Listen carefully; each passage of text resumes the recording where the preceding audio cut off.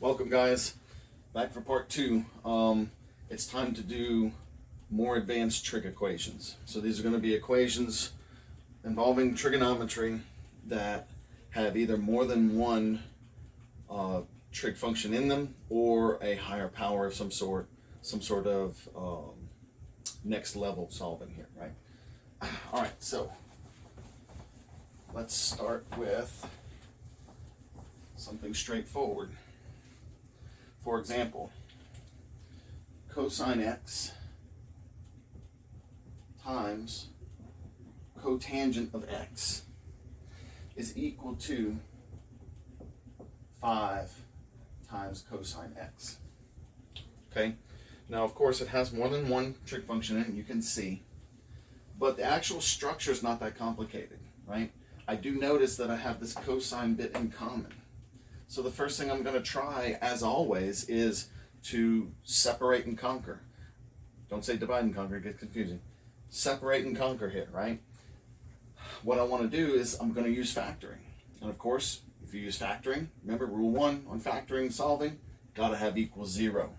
So from here, I'm just going to subtract the 5 cosine x in order to group these terms together. If I subtract 5 cosine x from both sides, I get an equation that's equal to 0, right? And now I see that they have the cosine term in common, right? So at this point, I can greatest common factor a cosine x out, leaving me with the equation cosine x times cotangent x minus 5. Okay, well then, solving by factoring at this point is just like it was back in algebra. I have a multiplication, it's equal to 0. That means one or the other of these two multiplied factors must be equal to 0. So I now have two smaller, less complicated equations to solve. Either cosine x is equal to 0 or cotangent x minus 5 equals 0. Cosine x equals 0 is one of our quadrantals, right? One of the ones that's right on one of the axes. We normally worry about the two pieces of information, right? I would normally say, hey, look, how is cosine associated with plus or minus? Well, remember, 0 is neither, right? So I don't need that piece of information on this one. I will get my reference angle from remembering which angle has a cosine of 0. Right? Which angle has a cosine of 0? Right? Pi over 2. And in this case, also with a cosine of 0 would be the negative pi over 2 or the 3 pi over 2. But I'm still labeling pi over 2 as my reference angle here, so I can get those two answers separately. Right? So right here, I can get the two answers from this side of the equation. X is equal to pi over 2 plus 2 pi n, right? Because it can go around and around and around. Or x is equal to 3 pi over 2 plus your 2 pi n as well, right? And of course, we can't have the pattern without qualifying n as being allowed to be any integer, any z, right? So, now at this point, I want to solve the other one, right? Cotangent x minus 5 equals 0. And this is back to the simple trig equations that we were doing before. I've got something linear and cotangent here. I'm just going to add the 5 over and get cotangent x by itself. Cotangent x equals 5. But that's not a memorized angle, right? So remember, the way we handle the off 3, the ones that don't have buttons in your calculator, is I'm just going to use reciprocal, right? Cotangent, I would do the reciprocal. That would turn it into tangent. So tangent x is equal to 1 over 5, because I did the reciprocal, right? So 5 over 1 becomes 1 over 5. And now I can treat it like we've been doing all the rest. I got my two pieces of information to look at.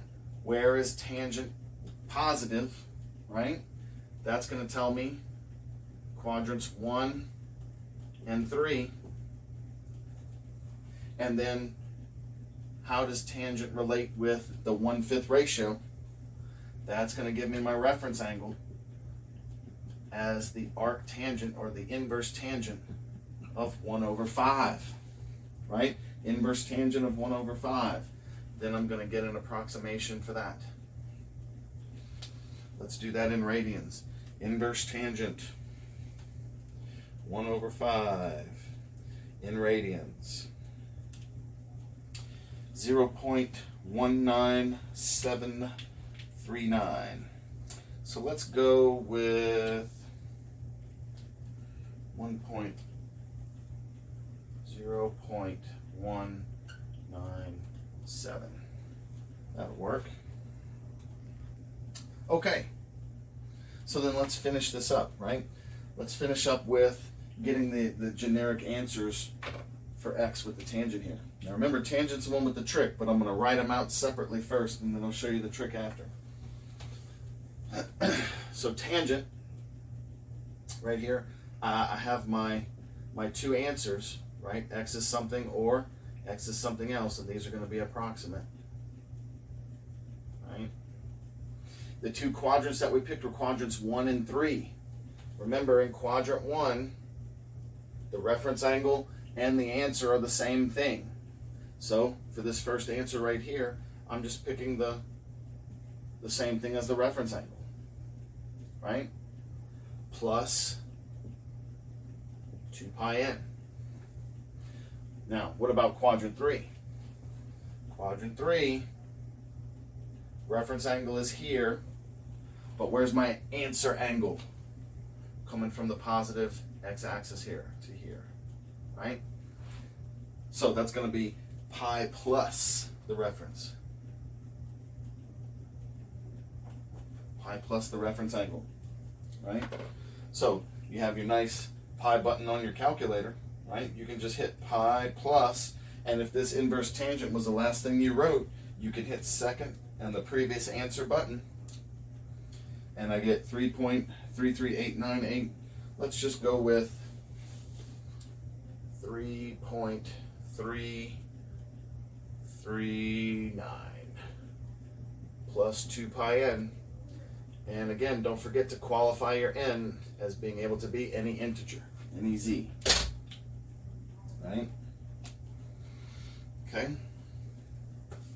Okay, now don't forget, at this point, we're still solving generically. The instructions are still just solve the equation. At any point, if it asks for some sort of domain restriction, then what we would do is start listing out possible answers, right? By plugging in values of n, okay? So,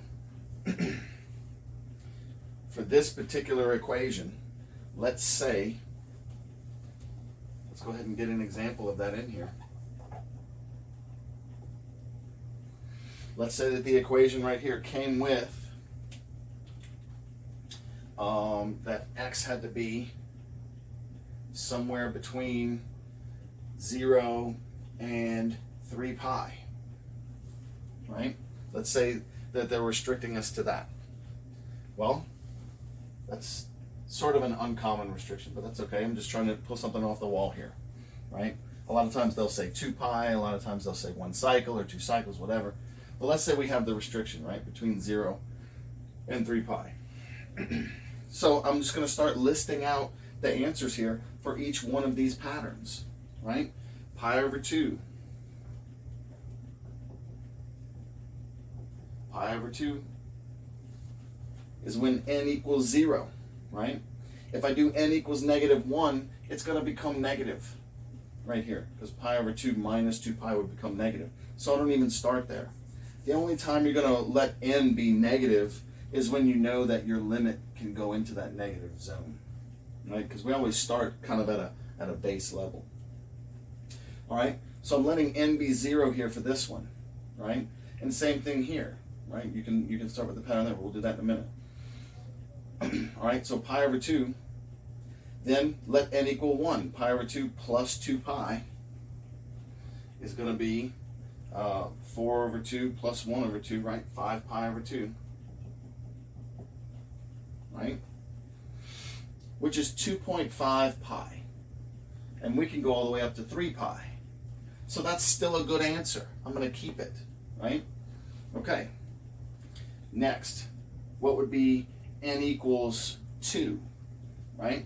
That's going to be pi over 2 plus 2 pi times 2, right? And let me go ahead and write this out. This is n equals 0. This is n equals 1, right?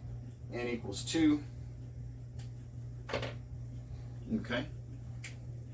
So when n equals 2, I'm just going to add another 4 to this. It would be 9 pi over 2. And if you're not sure, you know, is 9 pi over 2 out of the limit, then look at the solid number itself in your calculator. What is 3 pi, right? Go ahead and hit that. 3 pi in your calculator. 9.42-ish. And remind yourself of that. 9.42-ish. Let's go one more. 2, 5. Right? And then 9 pi over 2. I can punch that in the calculator and help me out. That says 14.137. Well, that's obviously too big. So I just wouldn't even count that one then. I've gone past the limit for that particular pattern. Okay? Let's do the next pattern. Or x equals, start with 3 pi over 2. That's my n equals 0. Right? Punch it up if you have to. 3 pi over 2 is not as big as 3 pi yet. Okay? Then I add 2 pi. 3 pi over 2 plus 4 pi over 2 is 7 pi over 2. Right? If you're not sure, plug it in the calc. That's 10.99. Obviously bigger than our limit. So I wouldn't use that one either. Okay? So I'm done with these two patterns as far as my restriction. I still have 2 more to go, right? Because we actually got 4 sets here. Unless you use the tangent trick and merge those two. Either way, same thing. Okay? Next pattern. I'll go ahead and circle these answers because they're within that restriction, right? Next pattern. I've got x equals, or approximately, let's go ahead and do that, 0.197. That's if n equals 0, right? Let's go ahead and write that down to remind us. This is n equals 0, right? So then the next one, what happens when I let n equal 1?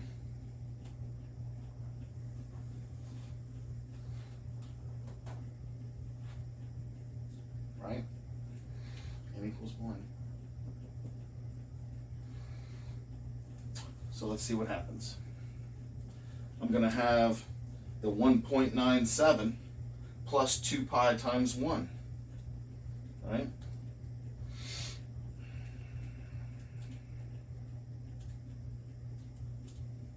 .4806. 6.4806, so we'll say 1. Right? Okay, well that's obviously less than the 9.4, right? So let's keep going. N equals 2. Right? Well, I've already got the 6.481 in my calculator. Look, just hit plus 2 pi again. And that says 12.76. But obviously, that's too big, that's no good. So these are the 2 that I'm going to stick with for now, and that one. And then I still have 1 more pattern to go, right? X is approximately 3.339. That's n equals 0, right? Obviously a good answer, so I'm going to keep it, because it's less than 9, bigger than 0. Okay? Well, what happens when n equals 1? Okay? So, let's hit this. Let's hit this. So I've got my 3.39, and I'm going to hit plus 2 pi. I get 9.622. So close. But I can't use that one, right? Bigger than 9.4. Okay? So I've found 6 answers here that actually will make this equation true and still be within this restriction. Okay? So let's recap this problem real quick. I started out with just the equation, and then we solved it, and we found 4 separate patterns of answers. That's the generic answer. If someone just says solve the equation, then these 4 patterns give you all of the infinite lists of values that are solutions to this equation. But then I pose the next question. What if I solve this equation with this restriction? That's when I started listing out each one of the patterns to see what numbers fit, right? Sure, it's a little bit of work just listing them out, but you won't ever miss any. And then I've got my 6 solutions there, okay? If we ever meet in a meeting or on Canvas or whatever, I can even show you a cool way in GeoGebra that we can view this as well. Okay. So, let's move on to another one.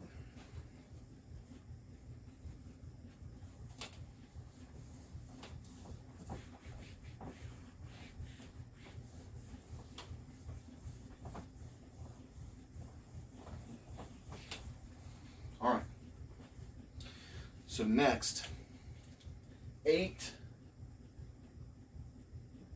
tangent squared of z plus 7 equals 11. Okay? Well, just like anything else, right, we want to get the trig function by itself, right? I want to get it to a point where I can get just the trig function on one side and not the other. And this can be done a couple of different ways. I might employ some factoring, but at current, I really just need to get all the numbers out the way, right? So I'm going to subtract the 7. Okay, so I have 8 tangent squared of z is equal to 4. Naturally, I want to get rid of the 8. I'm going to divide it. Divide by 8. Divide by 8. X, that's a bad 8. Tangent squared of z is now equal to 4 over 8 reduces to 1 over 2. Right? Okay. Then, there's a couple of options here. If you want to go with factoring, fine, that can work out. However, since 1 over 2 is not a square number, like just by itself, factoring is probably not the way you want to go with this. Okay? So we need to employ some old rules of algebra. Kind of like back the very first of when we started talking about this. I'm going to square root both sides, right? I'm going to square root both sides. But don't forget, square roots bring buddies, right? If you introduce it, you got to do both possibilities, plus and minus, right? So right here, what I'm actually going to get are 2 separate equations.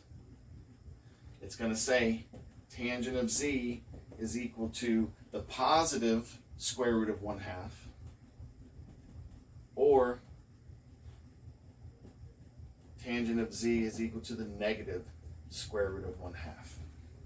And then of course at whatever point, if you want to simplify the square root of 1/2 and do like 1 over square root of 2, which you can then rationalize to square root of 2 over 2. That's up to, between you and your professor and how they like their answers. Eventually though, it's not going to matter in this case because it's not a memorized angle and I'm going to have to punch it in the calculator anyway. So I'm just going to leave it like it is here so that we can move forward. Okay? So notice that what's actually going to happen here is I'm going to get the same interaction and the same reference angle for both of these equations, right? Either way, I'm going to be doing an inverse tangent of a square root of 1/2. Even though this one has a negative, for my reference angle, I would still do an inverse tangent of a positive square root of 1/2, okay? So either way, I'm going to have that same reference angle, right? For both of these, the piece of information that gives me the reference is going to be inverse tangent of square root of 1/2, right? So let's punch that up.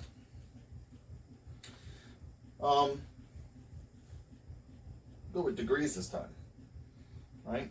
Inverse tangent, square root 1/2. And degrees this time. I get 35.26. Let's do 35.3. So my reference angle, 35.3 degrees, right? Okay. However, on each of the pieces here, right, this is tangent associated with a positive, and this is tangent associated with a negative. Here on this one, I'm getting quadrants 1 and 3. Here I'm getting quadrants 2 and 4. But regardless, I'm getting all 4 quadrants with the same reference angle, right? So the best thing to do with a lot of these is to try and write it as concise as possible. And this is sometimes where tangent can come in really handy.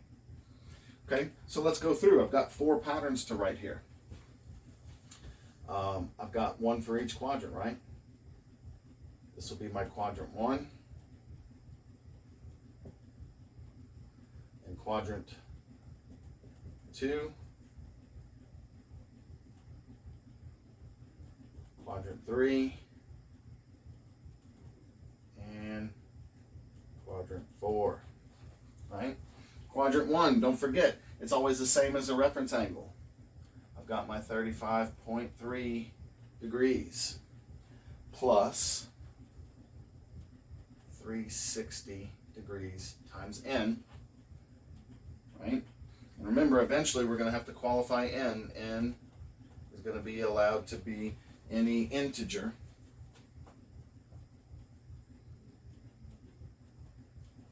Okay.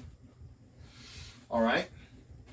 Quadrant 1, right? Reference angle is the same as the answer. Quadrant 2, my reference angle is over here, but my answer's over here. So I've got 180 minus the 35.3, right? So that would be 144.7, right? With me? Checking me? Good. Plus 360n. Okay? Quadrant 3. Don't forget, quadrant 3 is down here, reference angle here. So my answer angle is going to be 180 plus the reference angle. So I've got 215.3 degrees plus 360 degrees times n. And then quadrant 4, reference angle is off the x-axis here, and I'm going to be doing this, right? That means I'll be doing 360 minus the reference angle, right? So that would be 324.7,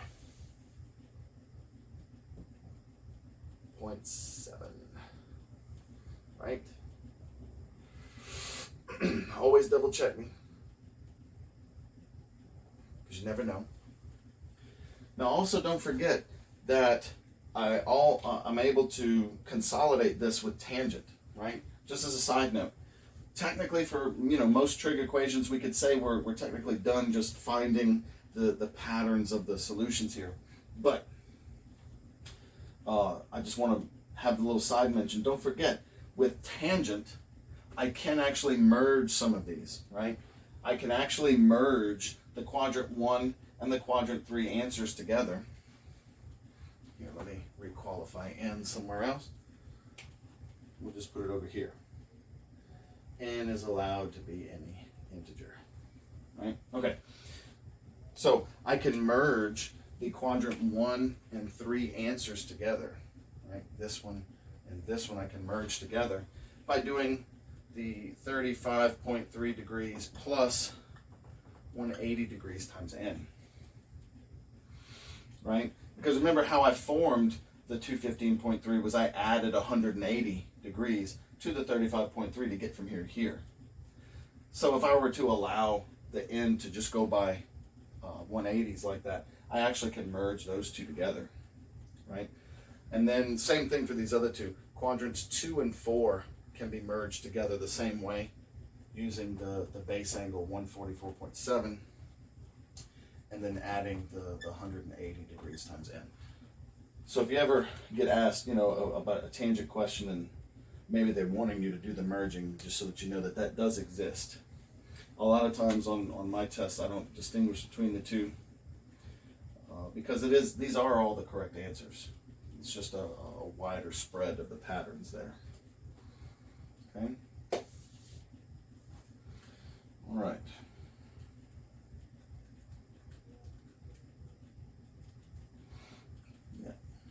Okay. So, let's do another one.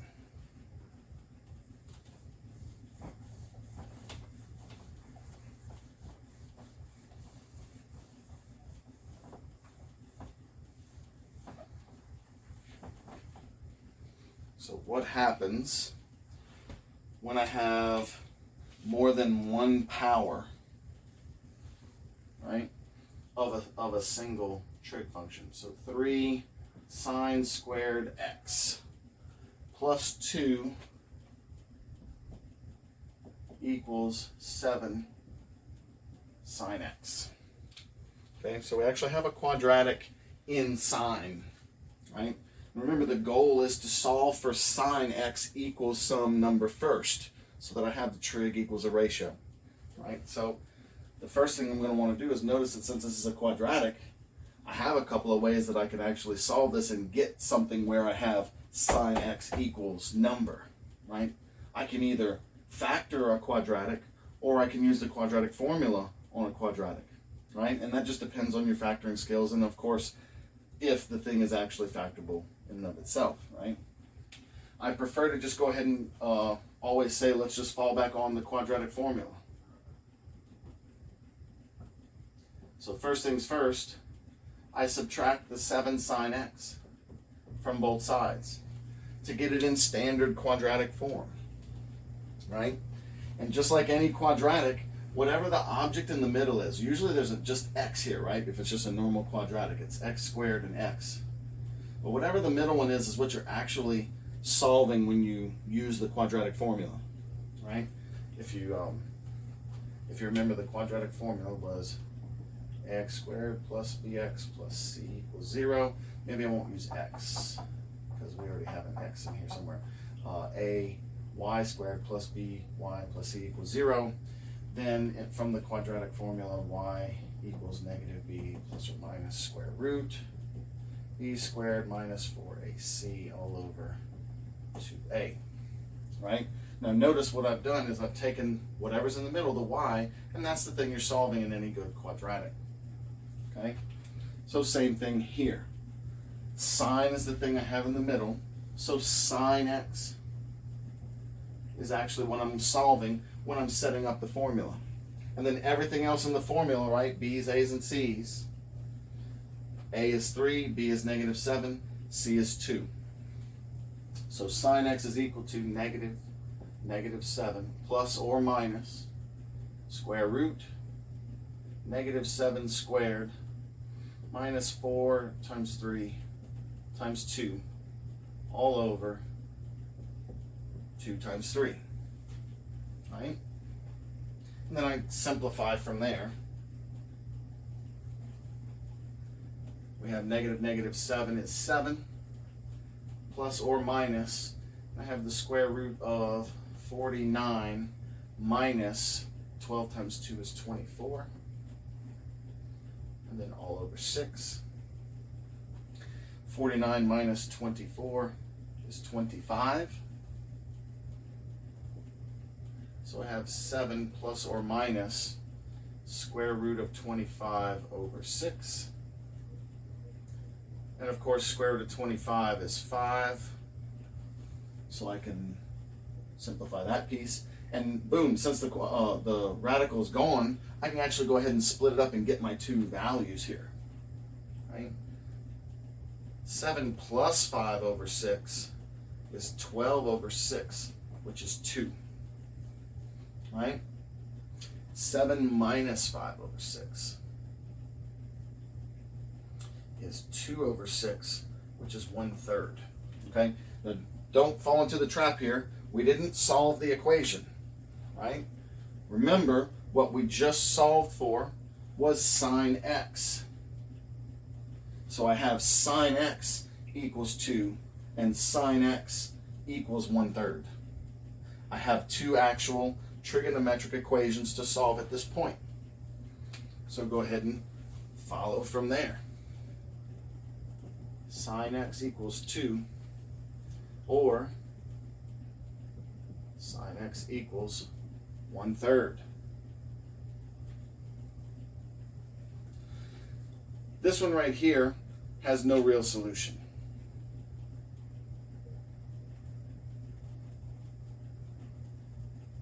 And for this one, I want to refer you back to your basic definitions of sine and cosine. Don't forget, sine and cosine were limited in ratio value between 1 and -1, or should I say -1 and 1, right, to proper order.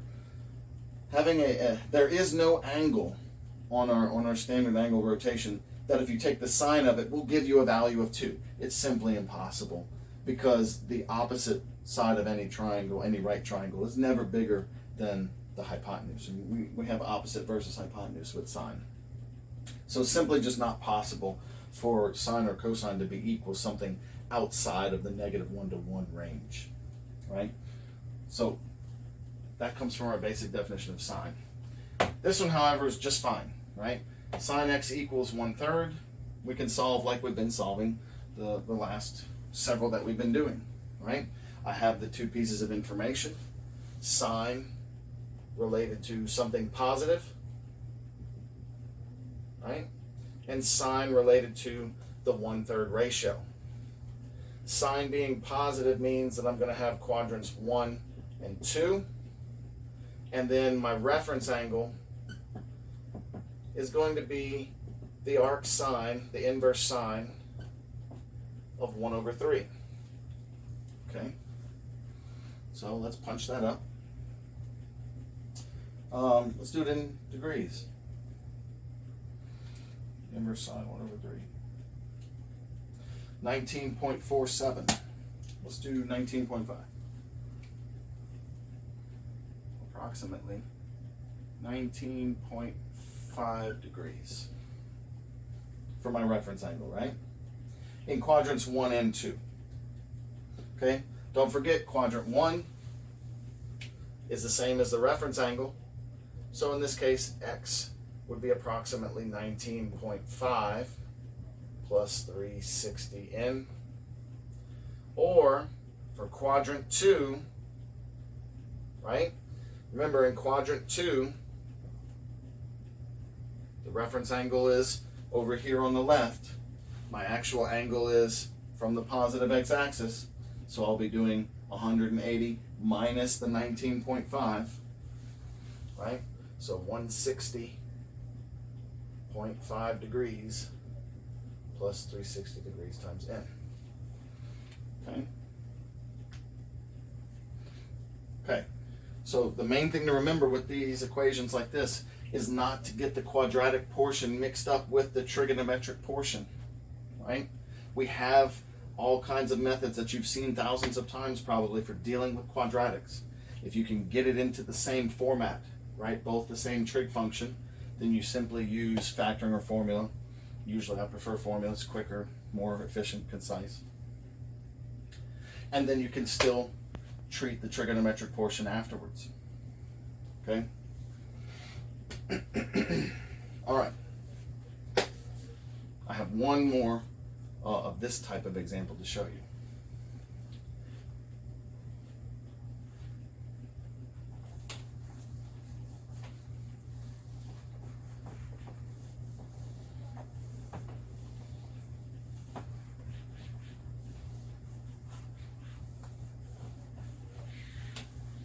So what happens when you have two trig functions in there? Let's see. 2 secant x equals tangent x plus 1. Something like this, where you have two trig functions. They're completely separate, don't have much of a relationship going on, and they're not just the only things in there, right? I've got other numbers in there as well, and things like that. Okay? Well, you look for other connections, right? What is a major connection between secant and tangent, right? Think about it for a second. The only other one that should come up is the Pythagorean identity, right? Tangent squared of any angle plus 1 is equal to secant squared of that same angle, right? So this is the relationship I'm thinking in my head as I approach this problem.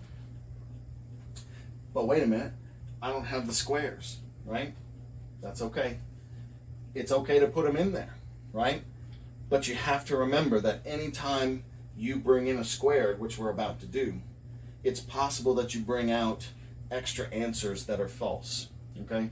So as soon as I do this first step, I step into a different world of equations where, hey, wait a minute, I'm going to have to check all the solutions that I get and see which ones are true and which ones are false, okay? So there's a little bit of extra step at the end of this one because of this first step I'm about to do.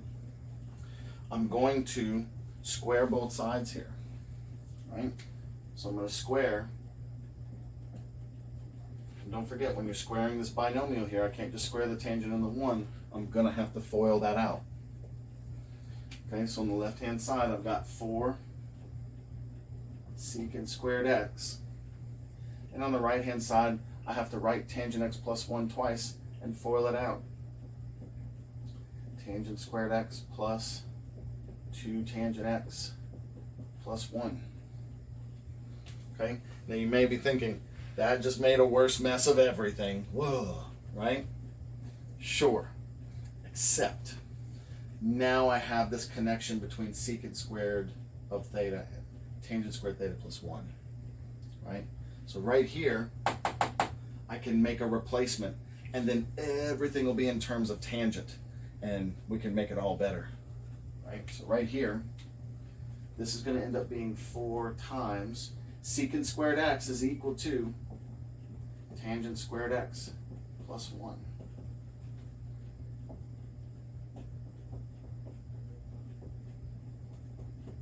Like so. Okay, well at this point now everything's in terms of tangent, but I'm seeing the squares. So that means I'm going to have to treat it like a quadratic, like that last problem we did, right? Fine. That means I need to get everything to one side and get it equals 0 before I can treat it fully as a quadratic. So I'm going to distribute the 4.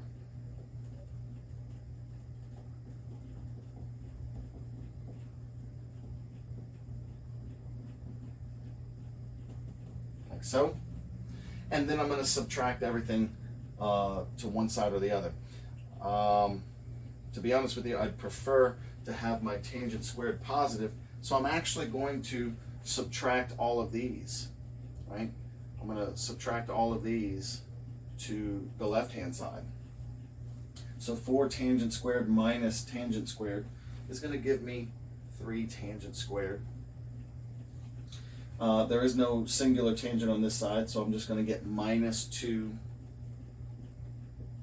tangent x. And then I'll have 4 minus the 1. So plus 3 equals 0. And then we are where we are, right? Okay. So then at this point, I'm going to treat this like a quadratic. I notice I have it in order. My a is 3, my b is negative 2, my c is 3. And the thing I'm going to be solving for is tangent. Okay, so tangent x is equal to negative b plus or minus square root of b squared 4a and c all over 2a. So I have 2 plus or minus square root, and then my denominator is 6. Get that out of the way. I'm noticing that this is 4 minus 36, negative 32. Okay, so this is actually a point where I would stop in this problem, because for all of you out there watching, I'm assuming that this is just plain trigonometry, and this value right here is imaginary.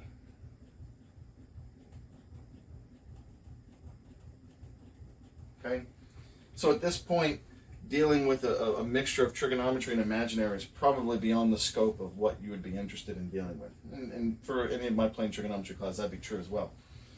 Okay, but nonetheless, the solving method here is the same one that I would use every time I would approach a problem like this, right?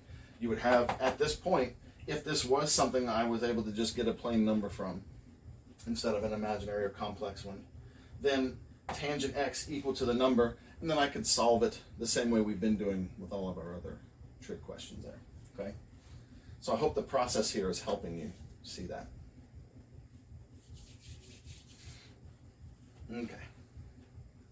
Now I need to flip gears a little bit and finish up with the last type of trigonometric equation that we bump into a lot, and that is what happens when we change the number inside the trig function.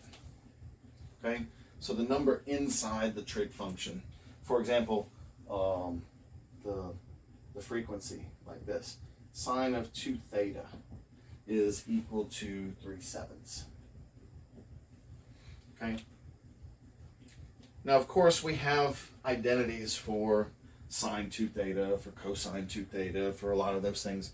But as you change, like to sine of 3 theta, or sine of 4 theta, or cosine of 6 theta, there are identities for these. They're ungodly messy, and you'd never want to be able to solve that anyway. Okay? Well, be able to, yes. Would you want to go through it? I wouldn't be able to put it all in 1,000 of these boards if we did, 6 thetas and 7 thetas. That's not the point. I'm not going to look at it in a way of trying to get rid of the problem here. Okay? I'm going to just roll with this 2 theta as if it was just my theta, right? The 2 theta is just the thing inside of sine, okay? And I can deal with it afterwards, right? Just like any algebra problem, you deal with it in layers, right? I move numbers, I get rid of exponents. You do it one piece at a time in layers. There's no difference here. I'm going to handle the trigonometric part, the sine, because I can't get to the 2 and the 2 theta. Side note, biggest mistake. Do not divide by 2 on both sides here. You cannot do that. You cannot divide the multiplied number. It is inside of the sine. You can't do that. Okay? So, like I was saying, I'm going to handle the trigonometric portion first, the sine. Well, that's the same thing that we've been doing for a while now. I got my 2 pieces of information. How does sine interact with the positiveness of this ratio? And how does sine deal with the 3/7 ratio itself, right? Sine being positive means that I'll be dealing with quadrants 1 and 2. Sine with the 3/7, 3/7 is not a memorized angle, so I'll be dealing with the reference being the arc sine, the inverse sine of 3/7. Okay? So we'll deal with that. Let's do that. Inverse sine of 3/7. Right? Let's do this one in degrees. 25.376. Let's do 25.4.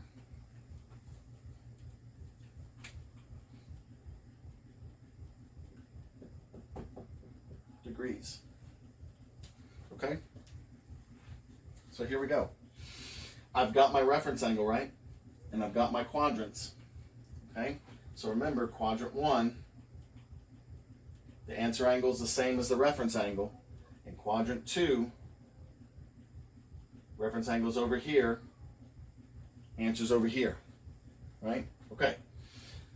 Now normally I would have just said theta equals, or x equals, or z equals, right? Well, remember, what's inside of this sine is 2 theta, right? So, 2 theta equals, or is approximately, the quadrant 1 answer is 25.4 degrees plus the 360n to make the generic pattern. Okay? Or, I've got the quadrant 2 answer, right? 2 theta is approximately equal to, now remember, this is 180 degrees, and I'm going backwards. I'm minusing the reference angle. So 180 minus 25.4 is going to be 154.6 degrees plus the 360 degrees times n.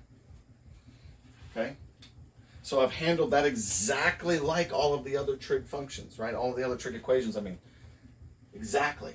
There's no difference there, right? I'm even taking exactly what's in there and putting it exactly here. Straight substitution.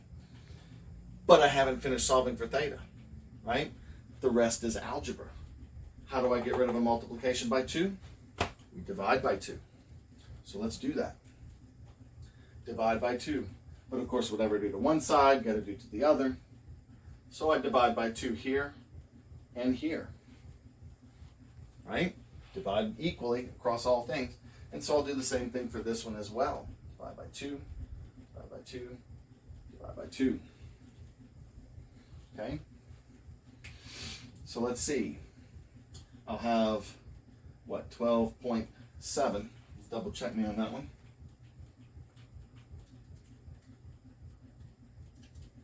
Yep. So this tells me theta is approximately 12.7 degrees plus 360 divided by 2. Should know that one's 180. And no, this isn't because it's tangent. It's because I'm solving for theta. Right? Don't forget to qualify your n, N-E-Z. All right.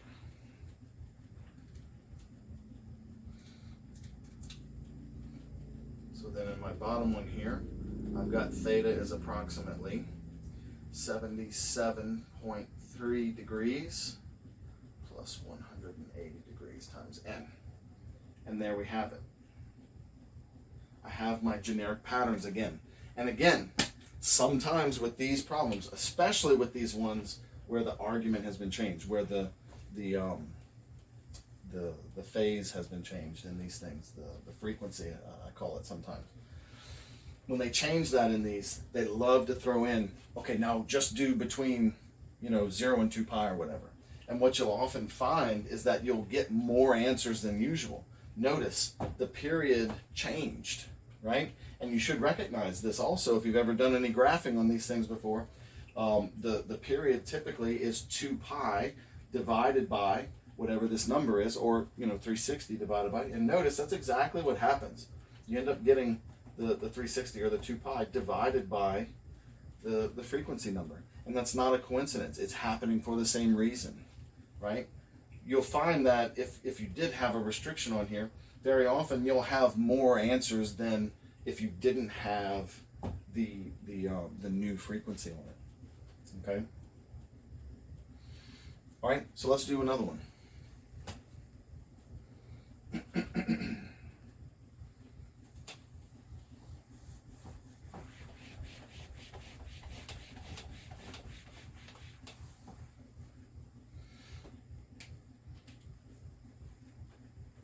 Tangent 3x is equal to -4. Right? Tangent of 3x is equal to -4. Okay, so again, I'm not going to pay attention to the 3 on the x, but I'm going to remember that it all stays together. I'm going to handle the trig because there's nothing else to move. I can't get anything else off of the outside or anything. I'm just going to handle the trig portion here, right? So what are the two pieces of information? I've got tangent related to a negative, and I have tangent with a ratio of 4. Okay, so tangent is negative. That means I'm dealing with quadrants 2 and 4. And then my reference angle is going to be the arctangent, the inverse tangent of 4. Right? Okay, so let's punch that up. Let's do it in radians this time. Inverse tangent of 4. 1.3258. So let's do 1.326. Yeah. Okay. 1.326. There's our reference angle. And in quadrants 2 and 4. Okay. Now remember, quadrant 2, the way we're going to set that up is our reference angle is here. Our answer is here. So we're going to end up doing pi minus reference. quadrant 4, reference angle's here, answer's way over here. So we have 2 pi minus the reference, right? So our same setup. Also, this is tangent. Don't forget, we have that trick later on if we want to merge them together. Okay? But remember, I'm solving 3x is equal to this.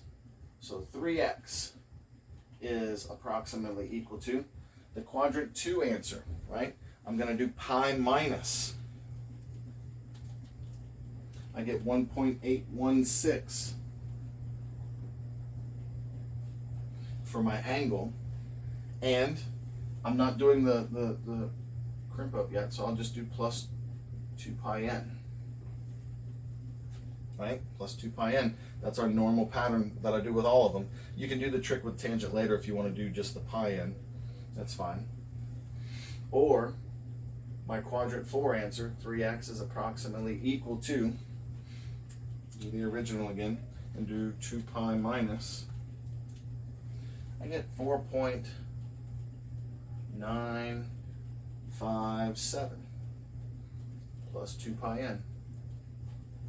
Right? But I need to solve for x. So what's going to happen is I'm going to divide by 3 everywhere. Okay? So dividing by 3 gives me that x is approximately equal to, I got the 1.816 divided by 3.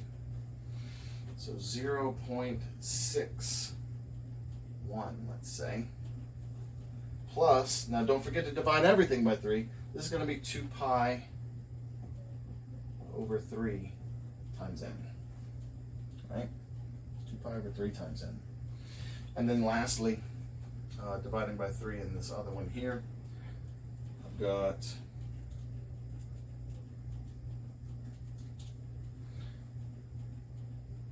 x is approximately equal to 1.652 plus 2 pi over 3 times n. Okay, and then of course we have to qualify our n as being any integer, any z. Right? Okay. So again, this is the point where we have our patterns, and if they put a restriction on it, all you're going to have to do is start plugging in some values of n. Okay?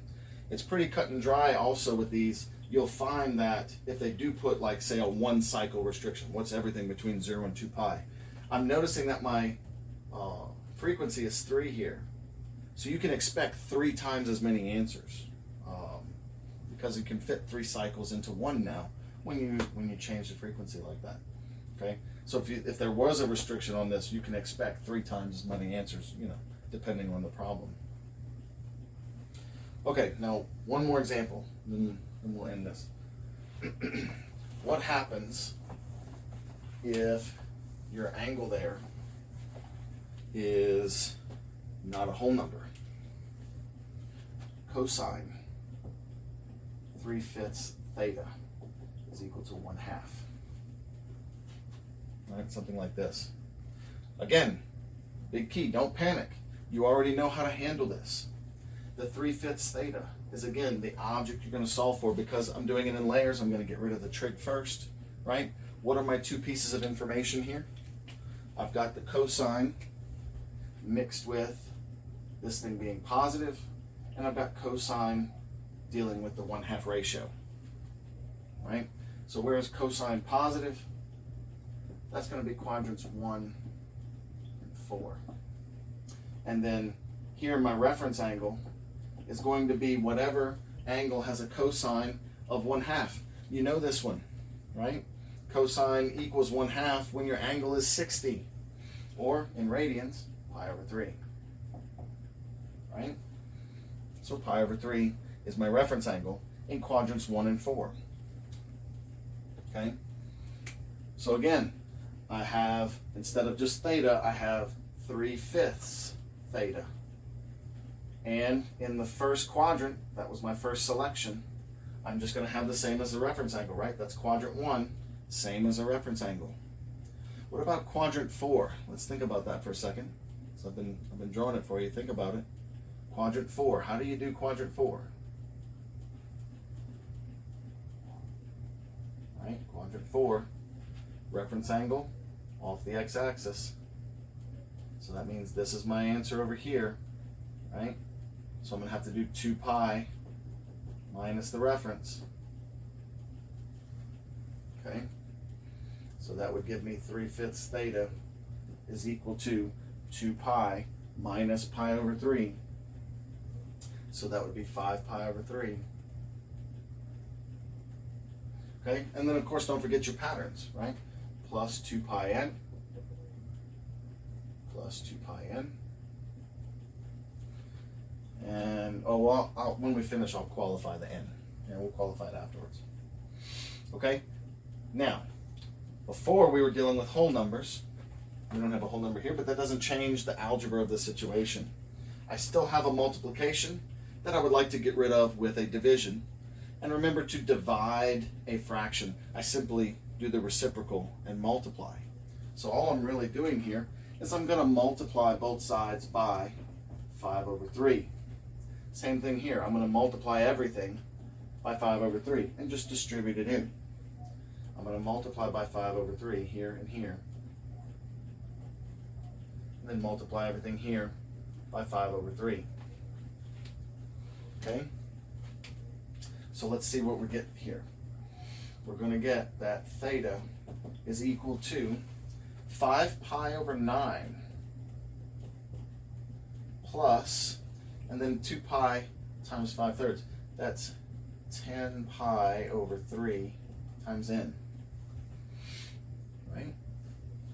Okay, same thing down here, slightly different numbers. I've got 5 pi over 3 times 5 over 3.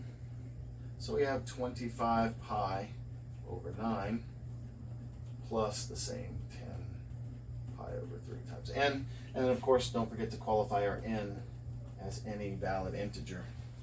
And therefore, we have our patterns, right?